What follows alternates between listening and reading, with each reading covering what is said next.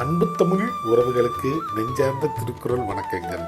இன்றைய பொழுதில் நாம் நாளொரு திருக்குறள் வரிசையில் பொருட்பாலில் 85வது அதிகாரமாக உள்ள புல்லறிவாண்மை என்ற அதிகார தலைப்பின் கீழ் அமையப்பெற்ற 845வது திருக்குறளை பற்றி இன்று நாம் அறியப் போகின்றோம். புல்லறிவாண்மை என்பதற்கு அறிவற்றவரின் தன்மை என்ற பொருளில் இந்த அதிகாரத்தின் தலைப்பு அமையப்பெற்றுள்ளது. இப்பொழுது நாம் 845வது திருக்குறளுக்கு செல்வோம்.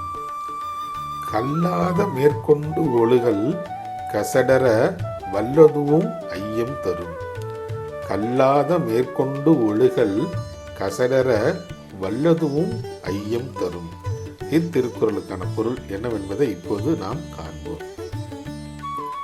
ஒருவர் தாம் கல்லாத நூல்களை பற்றி விரிவாக பேசி செயல்படுவது என்பது உண்மையில் அவர் நன்கு கற்ற நூல்களை பற்றியும் பிறருக்கு ஐயத்தை வரவழைக்கும் என்பது இத்திருக்குறளுக்கான பொருளாக உள்ளது.